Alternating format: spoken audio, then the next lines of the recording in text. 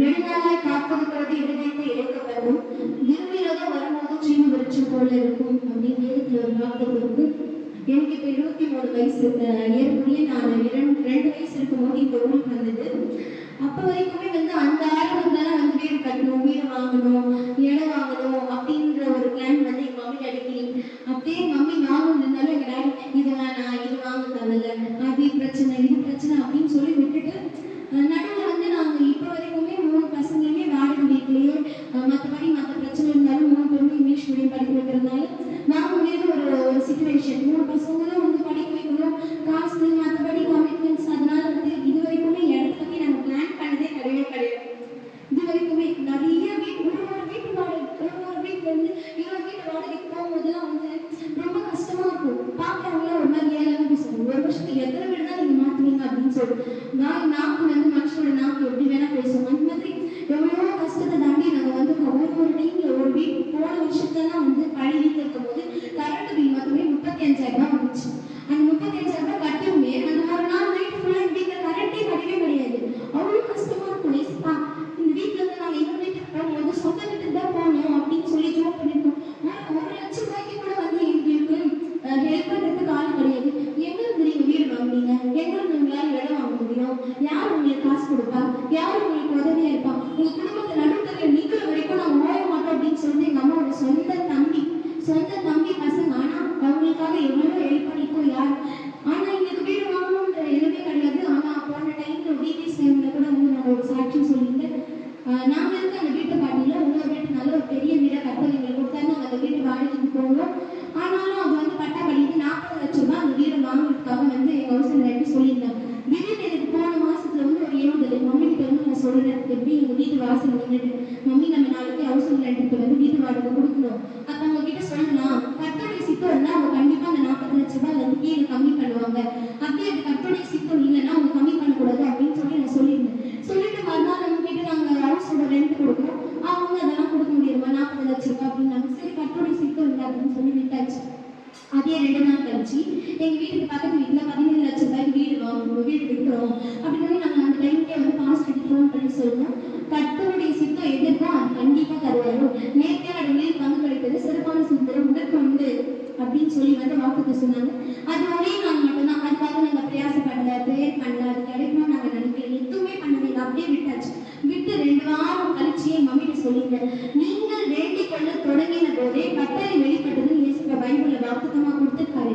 கண்டிப்பா எல்லாரும் முன்னாடி ஆச்சரியப்படுற அளவுக்கு இதுவே அதிசயப்பட்டு பூரிக்கத்தக்கதாக நம்ம சொந்த கண்களே ஆச்சரியப்படத்தக்க கர்த்தர் பெரிய காரியத்தை செய்வார். ஒரு டைம் மதியம் நாங்க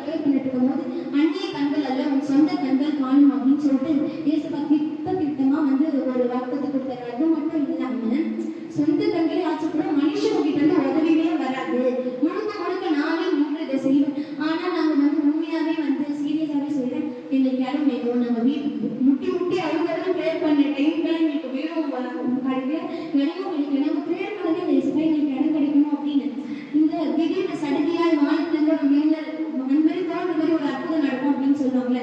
சொல்லிட்டு போற டைம்ல நாங்க நினைக்கவே இல்லை. போன வாரம் வந்து மம்மி வந்து வெள்ளிக்கிழமை சர்ச்சைக்கு வந்திருந்தாங்க.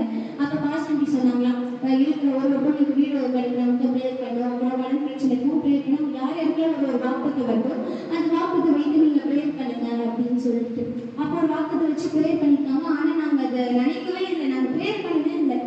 எவ்வளவு பேர் வந்து எங்களுக்கு யாராவது பேசியிருக்காங்க, இந்த 1,00,000 2,00,000 10,00,000 ரூபாய்க்குலாம் உங்களுக்கு எங்க வீடு கிடைக்கும், சாத்தியம் இல்லாத ஒண்ணு ஏசப்பா எங்க குடும்பத்துல சாத்தியமாக்கணும். இதே சர்ச்சை ஞாயிற்றுக்கிழமை அந்த சேர்ல உட்காந்து குடும்பம் ஐயா வீரத்தை நான் வீடு வாங்கி சாட்சி சொல்லும்போது கூட எனக்கு பிரின்சிபல் ஒரு வாரம் இஸ்பா அவங்க அற்புதமா நடத்தீங்களா, எப்ப ஏசப்பா இந்த குடும்பத்தை சாட்சியா நிற்பீங்க அப்படின்னு சொல்லி. ஆனா நாங்க நினைச்சு பார்க்கல, கடவுள் அவ்வளவு அற்புதமா 2 நாள்ல எங்க சொந்த காசுல அவ்வளவு அற்புதமா நாங்க இருக்கிற 5 வீடு தள்ளி ஒரு லேண்டை வாங்க கர்த்தர் எங்களுக்கு திரும்பி செய்தார். கர்த்தருடைய பரிசுத்த பெரிதான கிருபைகளுக்காக நன்றி செலுத்துகிறோம். ஒரு அன்னைக்கு வெள்ளிக்கிழமை காலையில் ஒரு சிஸ்டர் ஃபோன் பண்ணி ஒரு தெரிஞ்சவங்க தான், எங்களுக்கு 30 லட்சம் வீடு இருக்குமா, நீ வாங்கிக்கிட்டியா அப்படின்னு சொல்லி கேட்டாங்க. நான் சொன்னேன், ஹஸ்பண்ட் கேட்டுட்டு நான் சொல்கிறேன், வந்து பாருமா, சண்டே வந்து பாருங்க. சரி வந்து பார்க்குறேன்னு சொல்லி விட்டுட்டேன். சரி சர்ச்சுக்கு போன வேண்டிய வெள்ளிக்கிழமை கிளம்பலான்னு சொல்லிட்டு கிளம்புறப்போ எனக்கு வந்து நான் வந்து ஒரு 7-8 மாதம் இருக்கும். அதுக்கு முன்னாடி போய் இந்த லேண்ட் இப்போ எனக்கு வாங்கின லேண்டை வந்து போய் கேட்டேன். நான் கேட்டதுக்கு அந்த அப்பா சொன்னதுமா, தை மாதம் அவங்க இருந்து தை மாதம் கழிச்சு வாமா அப்படின்னு சொன்னாரு. சொல்லிட்டு என்ன சொன்னாரு, மா இந்த இடம் வந்து உனக்குமா, இந்த இடம் வந்து எனக்குமா அப்படின்னு சொன்னாரு. ஆண்டவரே என்ன இப்படி சொல்றாரு, இதுக்கு அறிவு நம்ம கிட்ட எதுவுமே இல்லை, இப்படி சொல்றாரு அப்படின்னு சொல்லிட்டு நான் விட்டுட்டேன். அந்த 7 மாதம் நினைக்கவும் இல்லை, அதுக்கு நான் பேசவும் இல்லை, வீட்லேயும் சொல்லலை.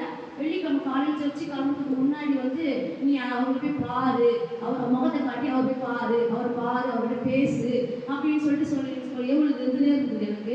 நான் எனக்கு தான் குளிச்சுட்டு சரி சர்ச்சுக்கு வரலான்னு பண்ணி வரேன். யார் ஆண்டு காமிச்சாரோ அவங்களே என்கிட்ட வந்தாங்க பைக்ல. அப்புறம் நான் பேசிட்டு நான் கவனம் வந்துட்டேன். வந்து ஆட்டோ ஏறி சர்ச்சுக்கு வரலாம் அப்படின்னு கிளம்பும்போது நிச்சயமாய் முடிவு உண்டு, உன் நம்பிக்கை வீண் போகாது சொல்லிட்டு வசனம் வந்து அந்த ஆட்டோவில் ஏறி இருந்தது. சரி நான் அதே படிச்சுட்டு வீட்டு சர்ச்சுக்கு வந்துட்டேன். சர்ச்சுக்கு வந்து சிஸ்டர் சொன்னாங்க, நிறைய அந்த வெள்ளிக்கிழமை ப்ரேயர் மிஸ் பண்ணிட்டாரு, தயவுசெய்து சொல்ல பாருங்கள, ஆண்டவர் ரொம்ப ஆழத்தனமா அந்த வெள்ளிக்கிழமை ப்ரேயர்ல ஆண்டவர் ரொம்ப கிளியர் செய்யறாரு. அது மாதிரி நான் வீட்டில் இருக்கிறவங்க கலந்து கொள்ளுங்க. ஆனால் வந்து அந்த வெள்ளிக்கிழமை ப்ரேயர்ல நான் வரும்பொழுது பாஸ்டர் சொன்னாங்க, எல்லாரும் வந்து ஒரு வசனம் ஆண்டவர் தருவாரு, ஜெபம் பண்ணுங்க அப்படின்னு சொன்னாங்க. நேற்று சொன்ன வசனம் இல்லை, இப்ப சொல்ற வசனம் அப்படின்னு சொன்னாங்க. நான் வந்து ஒரு வசனத்தை எடுத்து வச்சிருந்தேன், இதை வச்சு ஜெபம் பண்ணலாம் அப்படின்னு. அப்புறம் அப்படி சொன்னதான் சிஸ்டர் சொன்னதும், நான் இன்னைக்கு தர வசனம் ஆண்டவர் எனக்கு என்ன வசனம் தரீங்க நீங்க அப்படின்னு நான் கேட்டதுமே, நீ என்னைக்கு கூப்பிடு, உனக்கு அறியாதமான எட்டாதமான பெரிய காரியங்களை செய்வேன் அப்படின்னு சொன்னாரு. உடனே அதை வச்சு நான் ப்ரேயர் பண்ணோம். சிஸ்டரை வந்து ஒரு வசனம் ஆண்டு நிரப்பிட்டே இருக்காரு, காற்றையும் காண மாட்டீர்கள், மழையும் காண மாட்டீர்கள், பழக்கத்தை நிரப்பப்படும் அப்படின்னு சொல்லிட்டு வசனம் சொல்லி அதுக்கான அர்த்தத்தையே சொன்னாங்க. நம்ம கிட்ட ஒண்ணு இல்லை, பணம் இல்லை, கடை பிரச்சனை, அதெல்லாம் வந்து ஆண்டு படி ஒண்ணுமே கிடையாது. இது வேணும் அது வேணும்னா ஜெபம் பண்ணாதீங்க. ஆண்டு வந்து என்ன செய்யணும்னு நினைக்கிறாரு, ஆண்டுக்கு எல்லாமே தெரியும், எல்லாமே அவர் ஆண்டுக்கு தெரியும். அதனால வந்து நீங்க தூய்ச்சிங்க, நல்லா ஆராதீங்க, நல்லா ஜெபம் பண்ணுங்க அப்படின்னு சொல்லி சொன்னாங்க. அதே போல் நான் செஞ்சுட்டு தான் வந்தேன். அந்த 21 டேஸ்க்கும் நான் கலந்து கொண்டேன். எதுக்காக கலந்து கொண்டேன்னா அந்த எனக்கு வீடு வேணும்னு தான் கலந்து கொண்டேன். ஆனாலும் எனக்கு வந்து அந்த 22 டேஸ்லாம் வந்து எனக்கு எதுவுமே அதை பற்றி அந்த ஒரு இது எதுவுமே வரல எனக்கு. ஆனாலும் அப்போ நினச்சி சரி ஆண்டு சுத்தம் இல்லை, நம்ம தப்பு கேட்டுருக்கோமோ, ஒரு ஆண்டுக்கு முன்னேற்றத்தை கேட்டுருக்கோம், ஊழி செய்யணும் கேட்டுருக்கணும், அபிஷேகம் கேட்டுருக்கணும் அப்படின்னு சொல்லிட்டு எனக்கு ஒரு அதோடு விட்டுட்டு அதோடு துதிச்சுட்டு பாட்டு பாடி ஆரம்பிக்குது. நான் பகலில் 12 to 1 ஜெபிப்பேன். அது ரொம்ப எனக்கு அந்த பேச ரொம்ப இதுவாக இருந்தது. ஆனாலும் நான் போயிட்டு அன்னைக்கு வெள்ளிக்கிழமை போயிட்டு ஈவினிங் போயிட்டு நான் கேட்டேன் அவங்க கிட்ட. அவங்க சொன்னாங்க, நாளைக்கு வாமா அப்படின்னா, அம்மா உனக்குதாம்மா நான் கொடுக்குறேன் அப்படின்னு சொன்னாங்க. அவங்க சொல்லி அந்த ஆண்டவே அவங்களோட பேசி எங்கள் சொந்தக்கார 2 பேர், எங்கள் மச்சின ஒய்ஃப் வந்து பணம் எடுத்துட்டு போய் கேட்டுருக்காங்க 2 வருஷத்துக்கு முன்னாடி இந்த இடத்த. அவங்க தரலன்னு சொல்லிருக்காங்க. என்னுடைய அண்ணனா பெரியமா பிள்ளை, அவர் வந்து 3 லட்சத்துக்கு போயிட்டு அந்த இடத்த கேட்டுருக்காரு. அவங்க வந்து இல்லைம்மா தரதில்லை அப்படின்னு சொல்லியிருக்காங்க. ஆண்டவர் வந்து என் முன்கூச்சி வச்சுது, யார் என் சொந்தக்காரருக்கு கேட்டதும் கூட யாரும் கொடுக்காம ஆண்டவர் அந்த இடத்த அற்புதமா அதிசயமாய் ஆண்டவர் சொன்னாரு, நீ வந்து யார்கிட்ட உதவி வராதுமா நீ நினைக்கிற, ஏன்னா பாஸ்டர் சொல்லிடுறா ஏன்னா உதவி பண்ணுவாங்களாமா அப்படின்னு கேட்டிருக்காரு.